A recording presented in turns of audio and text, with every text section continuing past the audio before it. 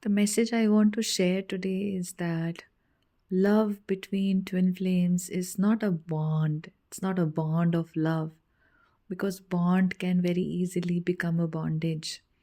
Nor is it the kind where there are walls present between twin flames because twin flames are one soul, so there are no walls.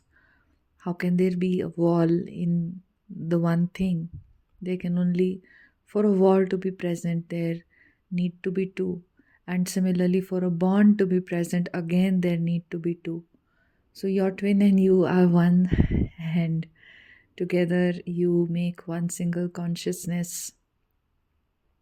And separation is an illusion which is fostered by your ego mind, which can only see things as separate. It also sees other people, other energies, other situations as separate. And ego mind will not take any responsibility for healing or for the self. Ego mind will want to blame other people or blame situations or be in a state of either self victimization or hyper defensiveness, which also comes from an innate state of feeling victimized or feeling sad. When we say twin flames, we are only speaking of a spiritual journey. We are not speaking of a romantic connection. Romance is an important natural aspect, between the masculine and the feminine, but it is far from being the primary aspect of the journey. Your twin is your spiritual teacher and the one who helps you to awaken, who is triggering you into your spiritual awakening. So, in the 3D, this is the role of your divine masculine to trigger you into waking up to your truth, into releasing the limitations that you have within you, where you feel that, which reinforce a sense of separation, which reinforce a sense of egoic consciousness.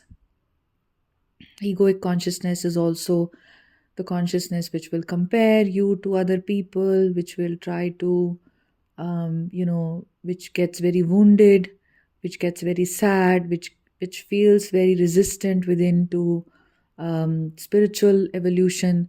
Because when you are spiritually evolving in your higher consciousness, the ego consciousness has to take a back seat. And in this journey, the ego consciousness is also decimated. So because of this, the ego resists its own death. So you may, feel a resistance towards the twin flame journey being a spiritual journey, or you may feel a resistance towards it not being primarily about romance, or you may feel that, a lot of grudge and anger against the way your 3D twin flame behaves, or pain about that, or a series of expectations of your divine masculine. And it can also come in the form of a fear of being judged or the fear of society. What will society say if they know I'm on this journey? They'll not understand it, or I'm not able to meet any social standards of marriage and such things. So, those are again certain areas in which the ego consciousness prevails.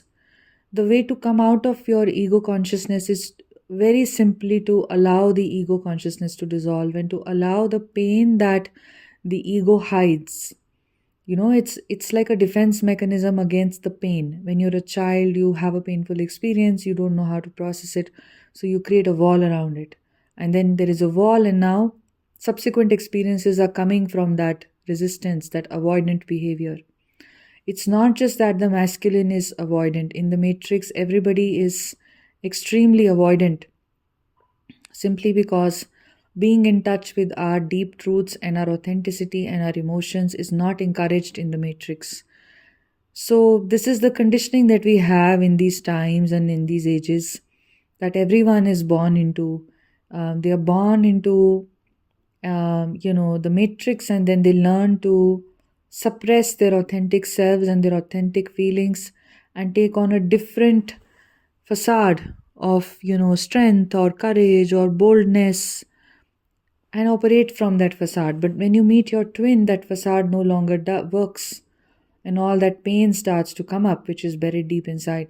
But it's not to say that the facade will not resist, because the facade is not It is coming from that childhood self still, which is very resistant to feeling pain. But you have to remind yourself that you're not a child anymore. You're not that 6-year-old girl or that 5-year-old boy who cannot process the pain, who does not know what to do, who's helpless. And you're not helpless now. So you have the courage to feel the pain and allow the ego resistance to take a back seat. This is the process of your journey. The journey also teaches you, your twin flame teaches you, relaxing control, because your journey never works the way you expect it to work. You're saying, okay, I'm going to do this and then this is going to happen. And that's really not the way it happens. There is a reason behind your journey not working out the way you expect it to at every corner, at every turn. It is, you know, working against the expectations you have in your mind.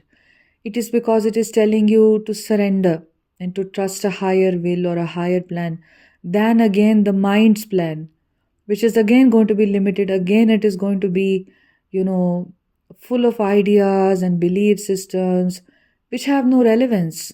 What are ideas and belief systems really? They are absolutely irrelevant. They are also irrelevant to the truth. Intellect or the growth of intellect is not really relevant to the truth about your existence, which is love, of which love is a great component, which is, your being. Your being is beyond your intellect. So sometimes the tendency can be that you operate too much from the intellect, or you look at the journey too much from collecting data and information about the journey, or reading other people's experiences, trying to find it out, like that, or even spiritual information you may be looking at from a perspective of the mind rather than really allowing yourself to be unraveled on the journey as the journey demands. The journey demands that you become vulnerable with yourself. Your union means there is immense openness to your twin flame, means there is immense possibility of you being vulnerable with your divine masculine. First of all, to be able to be vulnerable, you need to be your authentic self. To be your authentic self, you need to be vulnerable and very deeply intimate with your deepest emotions yourself. Your deepest fears should be the fears that you've not brushed aside, but you've been able to see, feel, become aware of, become total with. And this is why the journey is not for the faint of heart. The journey is for the brave people, the brave ones who are able to defy their own ego and, defy certain structures that the ego has gotten very comfortable with, and go beyond that into just trusting the flow of life, where you can't even see the next step, but you are still taking the next step. You don't know the outcome 7 days from now. You don't have a 1 year plan, 6 month plan, 5 year plans. And yet you are still living life. You're just going with the flow. You're just going. It's like you're a traveler and you don't have a home. You don't have a shore. You don't know the next destination. All you know is that you're traveling. And it's to abide in that present moment that I'm traveling, I'm traveling, I'm traveling, and to be okay with it. But your mind will say, no, but what is the destination? Where are we going? The journey takes you into this mindset shift of becoming okay with being a traveler, of trusting that you will arrive when the time comes at the destination which may be unknown to your mind, because that destination is not comprehensible by the mind. The mind will again create certain ideas about it, which are not going to describe the main experience of what it is, right? So this is a journey which is not of the ego. It's not something your mind is taking. The mind will only reinforce separation. The mind will only reinforce its patterns, its habits, its lack of self-responsibility. The healing cannot happen if you're not taking responsibility, for your healing, for you being the creator of your situations. Even the way your divine masculine may be acting, if you're not able to see that this is happening for me, this is happening to take me deeper within me, or anybody else may be acting in a way which is happening for me, then the ego, has a field day, and the ego continues to perpetuate the state of blaming other people or all of that. So I would just, I've been wanting to share this for a long period of time, that understand what it is to be spiritual. If you find it very hard to be spiritual, then deepen your knowledge of spiritual information. Spiritually, what is it to be a human being? What is life about? Go very much to the basics of life. Take a break from the twin flame content if you have to. Take a break from the mental health content or any other content which is not coming from a realized master or realized soul or realized beings. That is going to help you. And go deep within into this self inquiry, right, which will show you the correct direction on the journey, because the journey is a spiritual journey. We cannot sit and debate ideas about this is wrong or that's what my DM did, isn't this right or isn't that wrong, am I not right here? There's no point in any of that. It's asking you to turn inward. Who are you within? You're saying, okay, I'm a soul and I have this physical mental experience, but do you have the consciousness of the soul? Are you able to live in a surrendered space, in allowing things to be as they are? The journey is bringing you to that state of fearlessness. The, the journey back into your soul is a journey beyond fear. It's a journey beyond expectations of your divine masculine and about of other people. It's very importantly a journey beyond judgment of right and wrong. Very importantly beyond that. Beyond you placing somebody on a pedestal or you demeaning somebody or something. It's to look at everything in just the way it is and accepting everything and everybody and the role that everyone is playing in existence.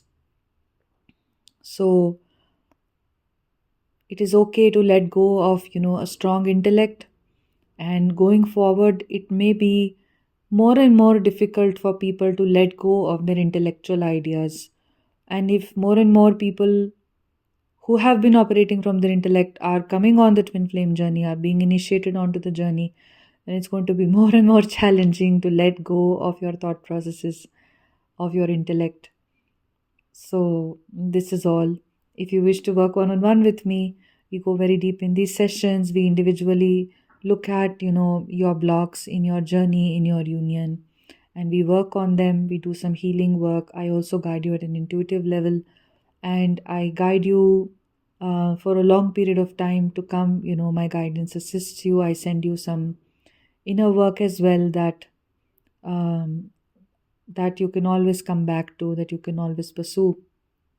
And you can also subscribe to my Patreon page by clicking on the second link in the description and see the library of videos. At tier 2 level, I post, you get access to about 6 videos a month. At tier 1 level, you get access to 4 videos a month. Tier 2 level, there are mini workshops. It's almost like doing a mini twin flame course with me. At tier 2 level, if you subscribe to that.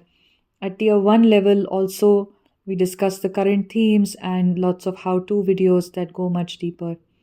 So you can subscribe to Patreon, you can work one-on-one with me, and I'm sending you a lot of love.